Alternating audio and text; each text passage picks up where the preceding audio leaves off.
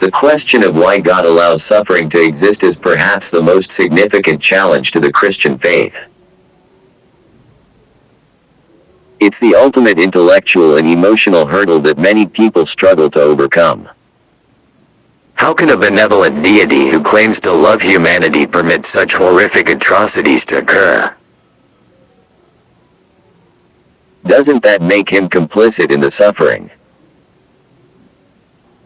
Or, at the very least, doesn't it make him seem distant and uncaring? These are the kinds of questions that have haunted theologians and philosophers for centuries.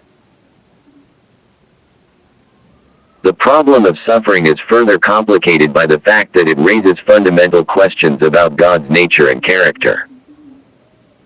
Is he truly all-powerful, or are there limits to his power? Is he truly all good, or does he have a darker side that we can't understand? These are the kinds of questions that can lead people to doubt the very existence of God. After all, if God is real, why doesn't he just step in and put an end to all the suffering? It's a question that has sparked intense debate and inquiry throughout history. One possible response to the problem of suffering is to argue that God isn't all-powerful after all. Perhaps he's not capable of intervening in human affairs, or maybe he's limited by the laws of physics or the free will of human beings.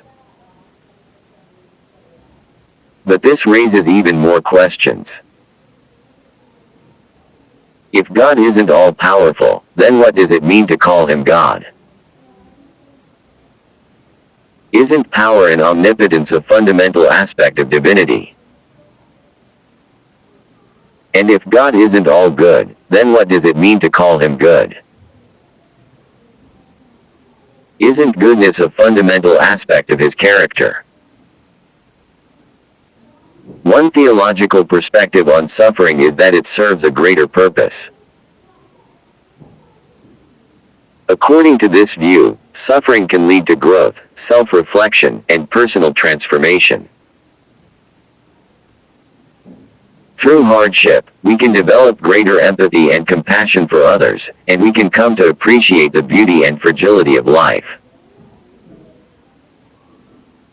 This perspective argues that suffering is not an end in itself, but rather a means to an end, a way of refining and perfecting our characters.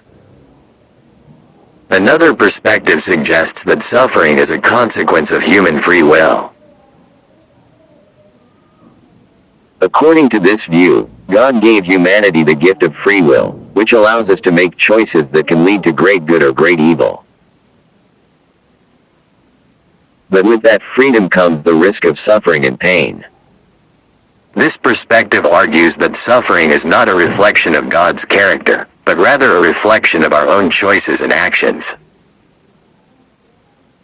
Some theologians argue that suffering is an illusion, a mere shadow of the greater reality that awaits us in heaven. According to this view, our present suffering is nothing compared to the glory that will be revealed in the future. This perspective suggests that we need to keep our eyes fixed on eternity, rather than getting bogged down in the present moment. But perhaps the most profound insight into the nature of suffering comes from the idea that it can lead to greater empathy and understanding. When we suffer, we are forced to confront our own mortality and the fragility of life. We are forced to confront the fact that we are not invincible, that we can be hurt and wounded. And in that moment of vulnerability, we can develop a deeper appreciation for the struggles and pain of others. Suffering is an inescapable part of the human experience. It's a reality that we all face at some point in our lives, whether it's through personal struggles, natural disasters, or human cruelty.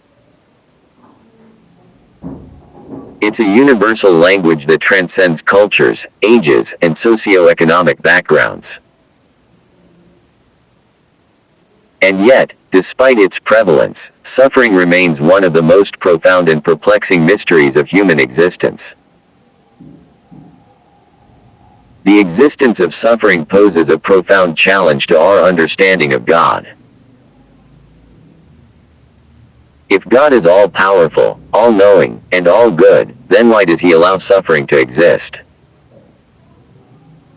This is a question that has plagued theologians, philosophers, and ordinary people of faith for centuries. It's a question that has led many to doubt the existence of God, or at the very least, to question His goodness. After all, if God is all-powerful, couldn't He simply eliminate suffering with a wave of His hand? This challenge is often referred to as the problem of evil. It's a problem that has been debated by scholars and theologians for centuries, and yet, it remains one of the most vexing and intractable challenges to the faith. One way to approach this problem is to ask whether God's omnipotence is limited by His own nature. In other words, is it possible that God's goodness is somehow incompatible with the elimination of suffering? Or, to put it another way, is suffering a necessary evil that serves a greater purpose? Another way to approach this problem is to consider the role of human free will. If we have the freedom to choose our own path in life, then doesn't that freedom come with the risk of making bad choices that can lead to suffering? And if that's the case, then can we really blame God for the suffering that we bring upon ourselves? The question of why God allows suffering to exist is a complex and multifaceted one, and it's a question that has been debated by theologians and scholars for centuries. There are many different perspectives on this issue, and there's no one right answer. But what if I told you that suffering can actually be a catalyst for growth, transformation, and redemption? What if suffering is not just a necessary evil, but a necessary good? The idea that suffering can be a catalyst for growth and transformation is not a new one. In fact, it's a theme that runs throughout many religious traditions.